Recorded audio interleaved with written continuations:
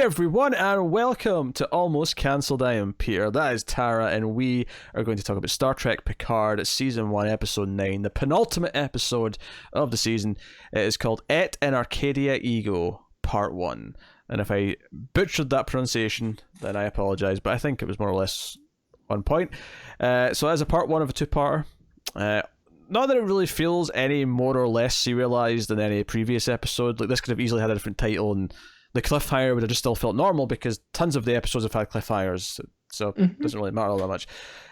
But of course, they've went through the gate, the Borg network gate, and they end up at the planet. Super fast ultrasonic speed.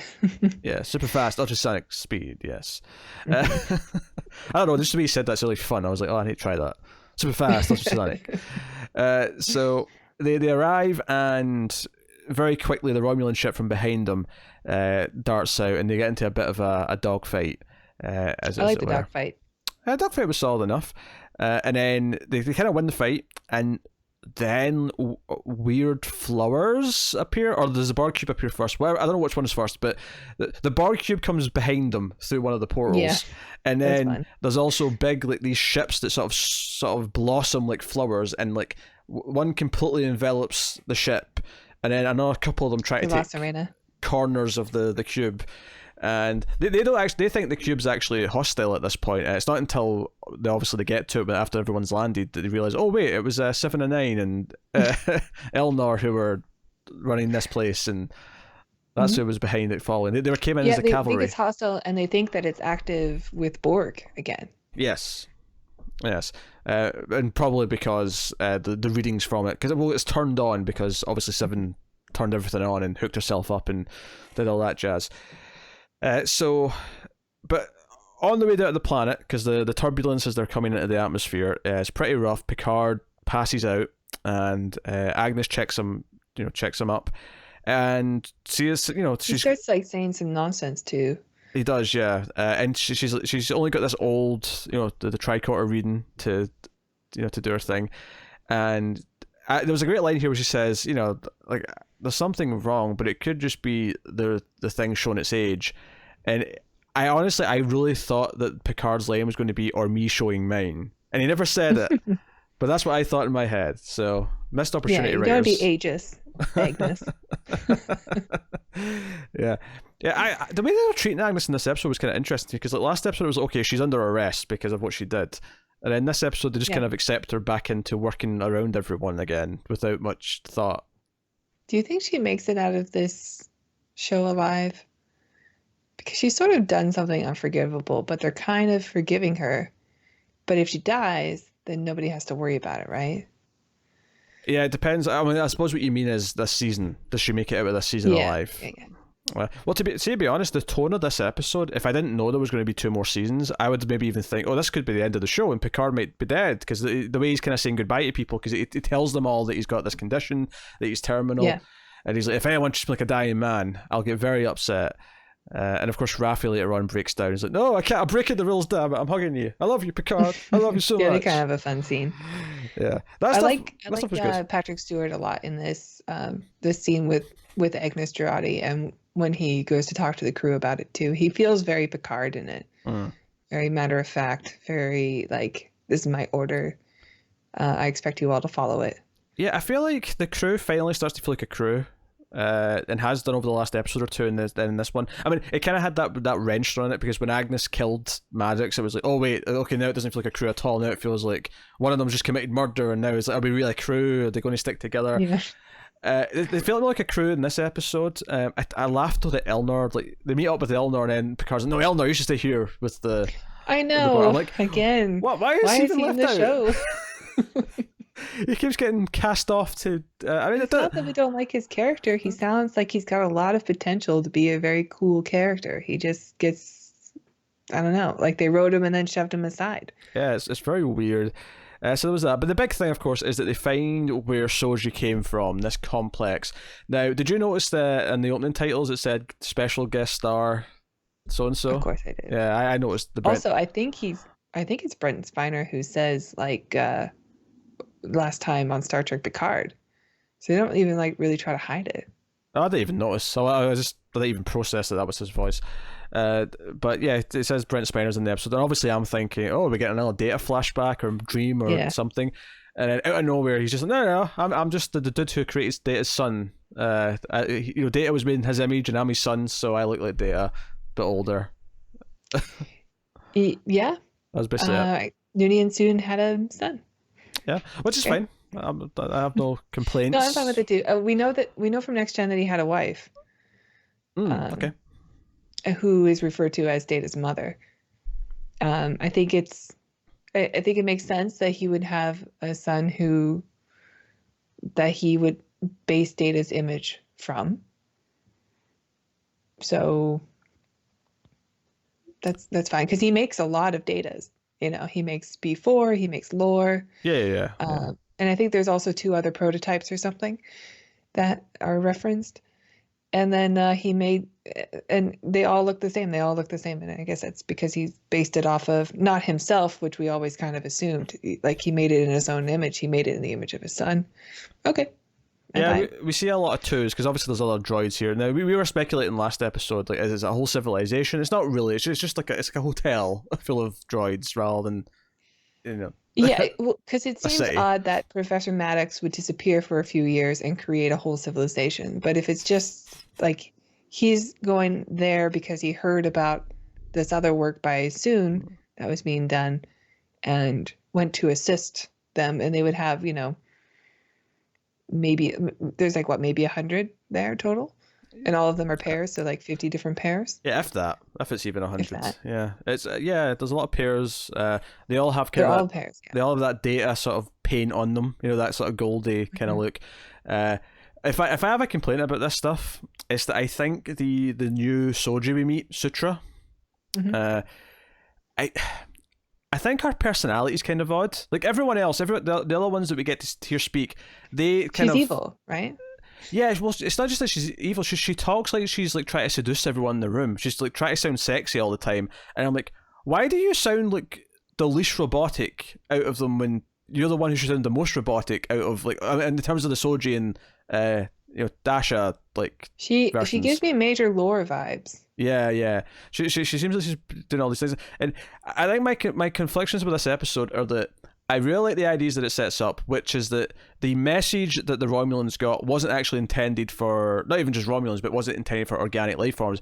It was intended for new synthetic life forms as a sort of like basically a helpline. Like, say, hey, if your organic civilization rises up and tries to reject you, we'll back you up. We'll come in and we will back you up. And like, this is something that all civilizations do. They all eventually try to create life from synthetic form, and they'll all eventually regret it and try to kill you. And just so you know, there's help for you. And I like that for a couple of reasons. I like the idea that just the idea that it's a more interesting interpretation of what this message was than the first one, I think. But I also like the idea that it kind of shifts the tables a little bit, and now we have kind of 2 equally strong sides where, okay, the Romulans have always felt the villains in this show, but now there's a possibility that equally we're going to have this, it's kind of like that Dawn of the Planet of the Apes things where there's like good and bad in both sides, and you can't quite side with one. However, I do think because Sutra is kind of just almost mustache twirling at times, the way she's looking at people, I just didn't necessarily feel that sort of balanced debate of Star Trek. I felt more, she's evil, and she's going to convince all the androids to be evil. Yeah. That's what I mean. It's like, maybe there's always an evil version. Like, if you have twins, there's always going to be one evil one and one good one. Yes. Because Data and Lore have that. Presumably Jana and, what was her name? Who? Jana and... Sutra. There you go. Sutra's the evil one, because Jana was on like a peace mission when she was killed. And I don't know. Maybe Soji is and Dodge, like, maybe Soji's the bad one because she's the destroyer, inevitably, or who knows? Yeah, because she does side with her. They're probably just working on the Data and Lore like field guide that was written by Roddenberry and his team.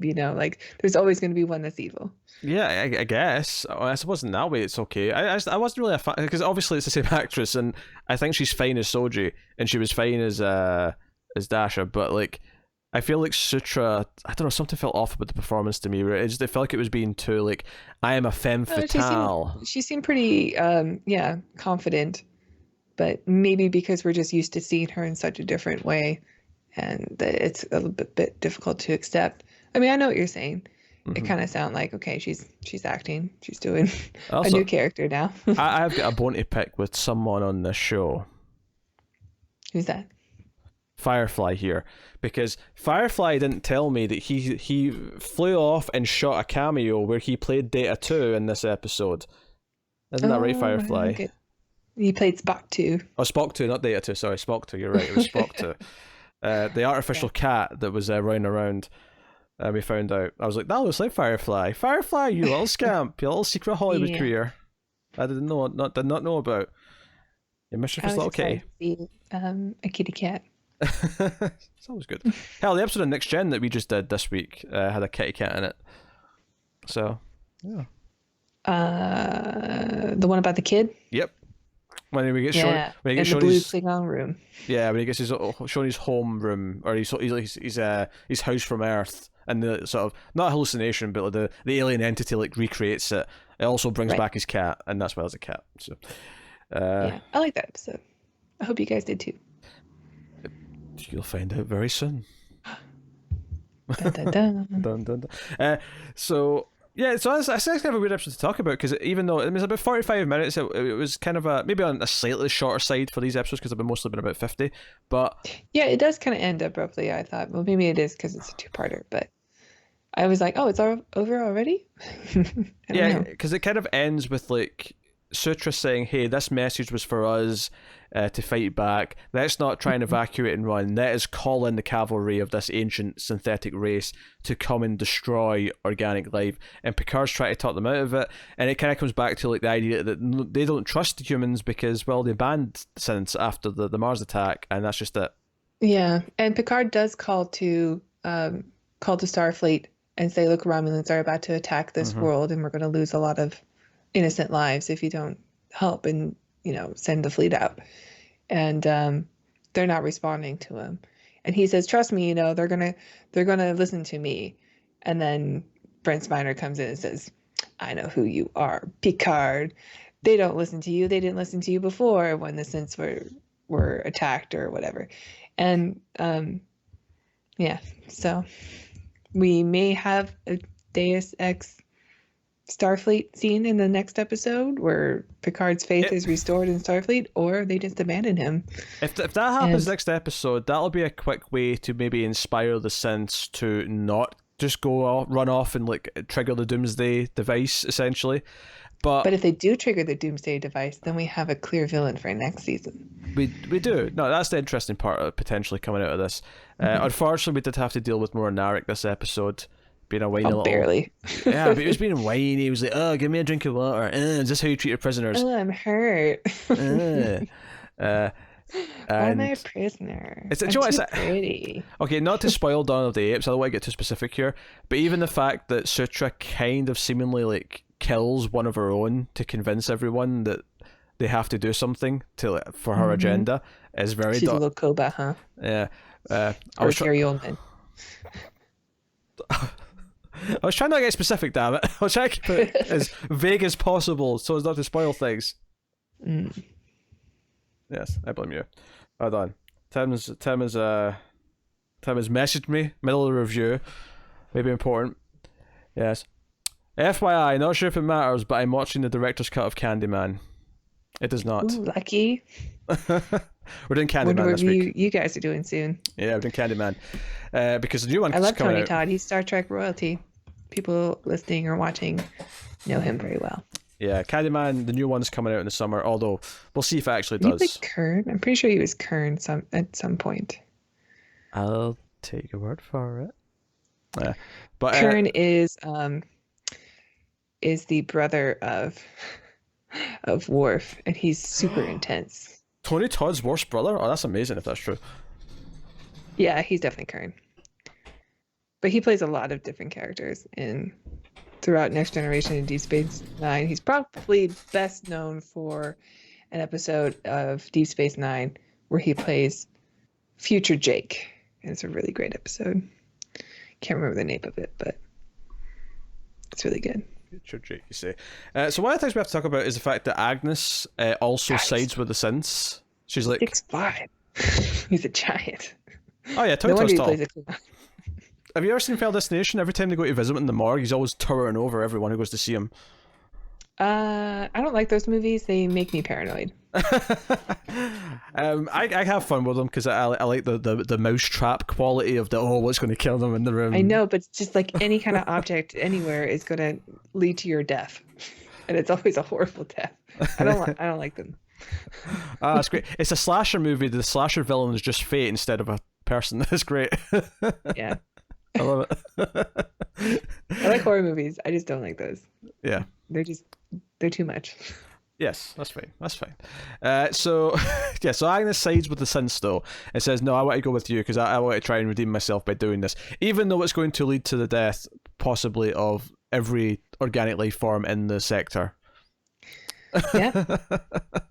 She is on board with the synths now, even though she killed her boy toy before. Now she's in a world where she belongs. Yes, as the mother of the synths. Yeah. And Soon has created some type of I don't know what it is. Some new design where I think he's trying to transplant his own consciousness into it eventually. That's the idea. Yeah, I wonder, since they're setting this up of planting a consciousness into a new body, I wonder if this is how we somehow get data back. Like, or what if Picard does it? Because his brain is going. Oh, you think we get a synth Picard for the next two? That'd be bold. That'd be a bold move. Yeah, it would. Yeah, but his brain's going. That would be bold. I could see that. I could see that happening. I could see that. What if Picard ends up being the admiral of these people who accept him and love him because he's also bionic? I mean, if this whole show stays true to the nature of Star Trek, right? And I don't know if it will, but if it does, then presumably it has to kind of solve the dispute somehow with some kind of peace, right? Like that's how you end this if you're doing Star Trek. Now, admittedly, this show has been very adamant about trying to be anything but Star Trek, except the fact that it uses Star Trek history to set up all of its stuff. Well, just that Starfleet has gone downhill, yeah. Yes. But it's also being taken over by the Tal Shiar. But also lens flares. Yes. By the way, I've got a question. Can someone just learn the Vulcan mind meld? Is that a thing? I don't know, but a half Romulan, half Vulcan did it, in this series. And, well, the thing is, okay, so the mind melds have always been more of a spiritual thing than like a physical thing.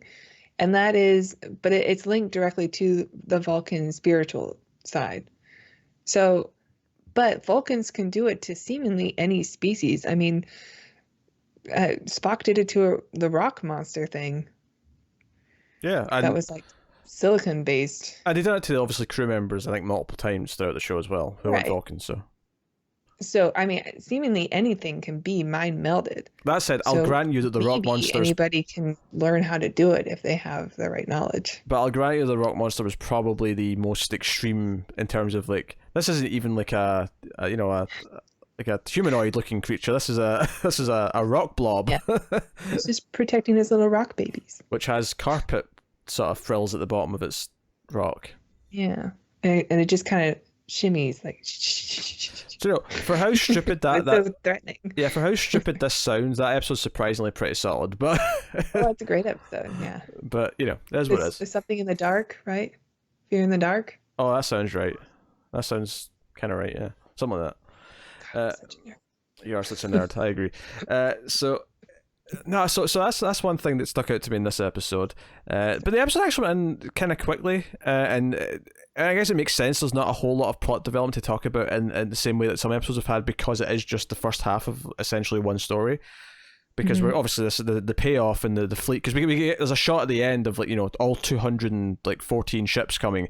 In fact, I did appreciate that little moment where they fight, like, they get the scanners up and Rios is like, oh, 214 ain't so bad, and she's like, yeah, you just have to worry about the first 109. Yeah, I know, right? Or when they say, do you have any more of those Orchid ships? Like, we have 15. Well, we had 15, now we have 10. Like, please say you have like another 218 somewhere. Yeah, I know, like that. It's worth mentioning that Rios and Raffi are not with everyone at the end. They have went back to the ship or back to the cube, wherever they've went off to like prep things. They are not with Picard and the others. So Picard's kind of on his own when he's taken essentially prisoner. So that he won't, because basically Sutra says that if he's let to wander free, he might, if he individually speaks to other androids, he may actually convince them of his way. And convince the devil in the dark. Yeah. Oh, there you go. And I was off. I'm not that much of a nerd. And talk them. Sorry. Yeah, you are. You're a nerd with bad memory, but you're a nerd. So that's an interesting idea. Is they don't want Picard basically being Picard and inspiring people. And I think what's interesting is the idea of having him fail at this and trying to like talk them into doing the right thing but failing. Like, I really hope the show gives me my like victory where he does actually like find out that he does still have it at some point, because they're really hitting it home this season that he's kind of lost his mojo, that he's not really succeeding in anything that he's doing. And I think for the happy satisfaction, I think we really need to have the moment, maybe it's not even till season 3, but that moment where he's able to convince them and talk them into something and be like, no, I did something one last time. I know everyone's not a fan of them, but like I've thought like the last 2 episodes of Star Trek Discovery, well, for both season finales, ended really strong too, where they really do good, the writers and the showrunners do a really good job of invoking that feeling of like, this is an epic ending and I'm really into it. Especially the last season was really good. Yeah, I have to fight you on season 1. The season 1 finale Discovery was bad. Just straight up bad. But no. It was the season 1 finale of Discovery was bad. That's crazy talk. Season 2's finale I enjoyed. I did roll my eyes when they're like, oh, we can never mention Discovery again, and that's why no one's ever talked about it in all of Star Trek. I know. I just didn't like that because I felt like the angry Twitter mob that hate watches the show won, and I just wanted them to tell me the story they wanted to tell. You know, don't give in to the mob of the 100 or so people who are just really loud. We just want more Star Trek. Just whatever story you want to write it. Don't try to pander. Just okay. Well, can I ask you pander to the people who are like the loud minority? Can I ask your opinion on one thing in Discovery then? Is the use of holograms, when holograms were specifically introduced in the old shows at a certain point where they said, okay, now we can have holograms. It's a new thing. Oh, well, it's in the animated series. In the animated series, the NCC 1701 Enterprise had a holodeck. And the animated series is now canon because in season 1 of Discovery, they referenced one of the captains from a famous episode. Wait, but I don't know very well. How does that jive, though, with everything else? Because in Star Trek Next Generation Episode 1, they're impressed with the holodeck because it's a newfangled thing. Not that I was talking about holodecks, though. I was talking about holograms, because holograms were definitely not a thing in Star Trek until a certain point. But Discovery's... Yeah, but if there's a holodeck, then there could be a hologram. Like, holograms are easier, right? Well, yeah, but Discovery's still set before the original series. All I'm trying to say is that they made a choice to have holograms because they wanted to look new and fancy, and that fundamentally disregards all the continuity. It frustrates me. It is odd that holograms would like lean up against tables that are in the room that you are watching the hologram. Oh, sure, I agree. That's always been something that's weirded me out. I mean, I'm not. This is not a complaint about this show. This show is set way after everything else. This show can have as many holograms and fancy new tech things as it wants. This is not a complaint on this show, but right. That was something that bugged me a lot in Discovery. Is like they keep giving it all these wee new things that are like no, like they should have went out of their way to make this look retro for the fun of it, but nah. So you bring us back around on topic then. What are you expecting from the finale? Like, what are you hoping for? So obviously some kind of escape where they go to, you know, use the rock thing to like send a message, sure, and some big battle because all the Romans are coming. But other than that, I don't know what to expect. So what are you hoping or expecting? I suspect that Picard will be able to. Well, obviously, Soji's going to side with Picard, and she's going to do something to, I don't know, maybe get the other people who the other synthetics who clearly aren't evil. They're just following what they're. I don't know if she's their leader, but evil Soji is proposing. But Sutra. I think maybe if Soji backs up Picard, maybe he can convince them. Ooh, maybe she puts makeup on and looks like the leader and pretends to be her. Sutra, you're looking for. Sutra's the name. Sutra, yeah. Sutra. Don't have it yet, that's all. Yeah, just I'll have it by next week. Do I know why I remember it? Is because of the way she was dressed and the way she was talking all sexy. I'm like, is this supposed to make me think of Kama Sutra? Is that... You're such a guy. What? What? I'm not saying that I was like enthralled by it. Yeah. You got it. You're right. Kama Sutra. That's... Yeah, so she's Sutra. Just Sutra. Which isn't, like, sexy at all, so... Now I feel like a pervert. Why did you do this to me? I thought it was a fair point. It was a fair way of remembering the name, and you just had to make it weird. Yeah. Well, I mean, you're right. There's no other version of Sutra I can think. So, yeah, maybe that's... See, that, if it wasn't for the fact that there is literally no other Sutra you can think of, that would have sounded sarcastic. That felt like a sarcastic sentence. It just happens to be true.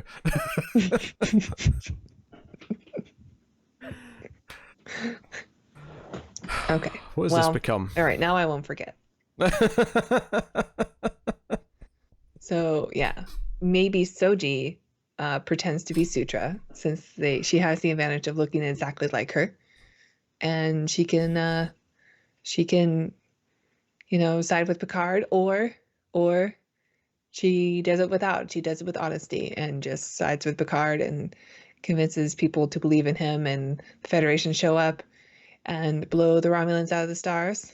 And so here's a question then. Here's a question. Merrick gets punched in the face. Oh, I look forward to that. Hopefully he dies. But here's a question though. What if she doesn't side with Picard though? Because in this episode she doesn't. In this episode she definitely does not side with Picard. So what if there is no turn? What if she does just stick with the side she's picked? I would be interested in seeing that finale because I want to see this big bad, which I think we will. The flashback, or not flashback, but the images that we see are pretty interesting. I didn't recognize everything, but you do get an image of like a synthetic. It looks like an iRobot thing, or kind of like Arium from Discovery. I agree, actually. iRobot was what I thought of as well. Yeah. I've actually never seen that movie. But, we do a science fiction movie podcast. You'll see it eventually. The Atomic Cinema Experiment, so we will. Yeah, I remember seeing that movie in 2004 when it came out, which is now 16 years ago. God damn, we're getting old. I don't know what you're talking about. Yes. What mean old? Anyway, but that synthetic, that robot looking thing had a big like Starfleet symbol on it. It did. I did notice that it had the symbol. Yeah, it's interesting. I think because the most obvious thing they could do, which may not be what they do, but the most obvious thing to do is that Picard will convince maybe Soji or some of the others to not do this, or at the very least, the others, Raffi and Rios get him out, and they try to stop them. And maybe they do convince Soji just in time, but Soji isn't able to stop Sutra. Like, Sutra's, like, still... Because I feel like we have to get the response to the message, right? We have to, like, send this message off and have this big bad come in. But it could be a case of that enough people actually decide to stop it, but Sutra kind of, like, just hits the button, as it were. I can see, like, that moment kind of happening where... Well, I mean, she is referred to as the Destroyer, unless it's, it's actually Sutra who's the Destroyer. But, I mean, maybe Soji does turn evil, and I was talking about Sutra though. I'm saying that maybe Soji does, like, let's say they do convince Soji to come back to the side of not wanting to annihilate the human race and the Romulans and Vulcan and all the other races that we've got in Star Trek, and not the Klingons. And what if she like does change sides, but Sutra basically forces it and like sends the signal anyway, and like so we get this thing where the characters that we're supposed to be rooting for do make the right choice, but it's just too late. and Sutra sends off the message. So we have this big bad coming, but we also have our main crew united as well. We could sort of maybe do that. I do feel like, though, because they know they're getting more seasons, because they know that they've got a 3-season story, and they've presumably got it They could end on a darker note. Yeah, that's what I was going to say. I think it's going to... I'm almost leaning towards it. I think that the cliffhanger, the ending is going to be darker. Yeah, I think maybe Soji is going to fulfill her prophecy of being the destroyer. The destroyer of worlds. Mm-hmm. Yes. She is the atomic bomb. This is kind of weird because there was a thing in Agents of S.H.I.E.L.D. like in season 5 where someone was a destroyer of worlds like all season, and it was like a mystery. It was like, oh, well, it comes from Oppenheimer, who invented the... Oh, sure, yeah. I'm not saying that invented it. I'm just saying in TV shows in the last couple of years, this was a thing. I am become death, destroyer of worlds. Yeah, okay. You're a nerd. Or it's from Agents of S.H.I.E.L.D. I wasn't saying it was from Agents. I was fine. You know what? Fine. Tara wins. Thank you. Conversation over. Yes. Right. This episode is definitely a 10. That is not what I said. That is not what I was saying you won. Because I do think it's a kind of a mixed bag. I think it's paced kind of weird because it is just this first half. And this is kind of the problem with all two-parters to an extent. But I also think that I don't really like Sutra yet. Everything with Sutra, I feel kind of like, I don't know if I like this. I don't know if I like this performance. I don't know if I like what she's doing. I'm not feeling that yet. I don't know. Like, I thought she was definitely putting the heavy, like, yeah, seduction, which is not totally uncommon. Like, every time we see Mirror Universe stuff, they behave this way. Or like, she's definitely putting on the evil Star Trek cliches. And I don't think it's bad. I actually think she's a pretty good actress, but I understand why you're not quite buying the character yet, just because we're so used to seeing Soji as this like frightened little girl who is capable of doing terrible things, but she's always frightened. Well, that's another thing. Alison Pill's character, Jurati, do you think she was hired because she can do like the chin quiver when she cries? Because she does it every episode. I'm fairly certain. Very possibly. Maybe that is why they hired her. I don't know. Yeah, I don't know if what you said is true though, because I feel like I've seen other shows or movies where we'll have an actor who's playing a character do a second version later on, and I can't think of any examples off the top of my head, but I'm sure I've had moments where I go, well, usually they ham it up like a lot, and this one doesn't seem overly hammy to me. Oh, I don't know. I disagree. I think it was hammy. I think that's my problem with it. I felt like she was just being this, she was just going so far in this direction instead of being anything else. I don't know. I thought maybe she was holding back because she wasn't as confident as she was portraying. Maybe. It's hard. I mean, it's tough casting a role when ultimately the role's actually for multiple characters who are going to act very differently. And I don't know. Yeah. Definitely, this is not a subtle one. This is more of a hammy one. But like one of the best examples of this ever is definitely iZombie, because the entire plot of that show was that the main character who becomes like a zombie eats like the brains of people, and she takes on personality traits of whoever she eats. So she would literally be playing like an alternate, like a mix of her character with someone else's character every episode. Like Orphan Black too, why people love that girl from that show. Oh yeah, she's a clone in that show. There's like 5 of her, so like, and each one's got a very different personality. And I've seen season 1 of that show, and she is very good. Like, that actress is doing a really good job, and without it feeling hammy, right? Whereas I think this did feel hammy. Not the Soji performance, just the Sutra performance. I want to make that clear. I think she's fine as Soji, but the Sutra performance was hammy to me. So I'm not really sure about that. I'm not necessarily sure how I liked how all these characters are dressed either. Like, it definitely had that feeling of like an old Star Trek episode where they go down to a planet and I kind of like that though. And the civilization are all wearing these goofy outfits, and all the men are topless but all gold, and I'm like, oh, okay, they're doing this. Why are they even wearing clothes? They're just all robots.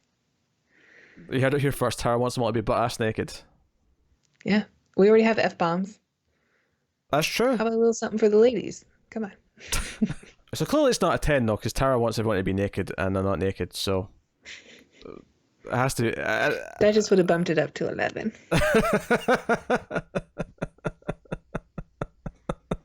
Come on, they're all beautiful people. Yeah. So No, that was basically the episode. Obviously, there's the scene where, like, he kind of says goodbye to 7 and 9 and to Elnor, and Elnor's like, this could be the last time I see you. And this is kind of what I was saying about how it kind of felt like this almost feels like his goodbye episode, except for the fact that we have 2 more seasons. So yeah, Picard's walking out into a big ball of light. It's like Judge White Dredd. light when he says goodbye. It's like when Max von Sydow walks out into the cursed earth in Judge Dredd. It's that scene. Yeah. Fair point. That's what this shows. Bring up Max von Sydow. Yeah, rest in peace, wonderful actor. But that's what this is missing. It's missing the Rob Schneider character. That's clearly what this is missing. That's never true. It's missing Rob Schneider. It's missing Sylvester Stallone for sure. I'll definitely say that. Resistance to future.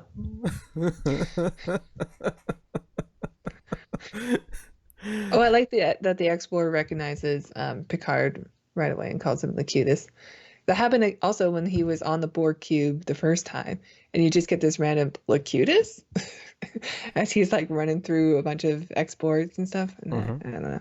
I don't think we ever brought that up, but I like that moment. Yeah, no, yeah. And 7 and 9 still extra salty.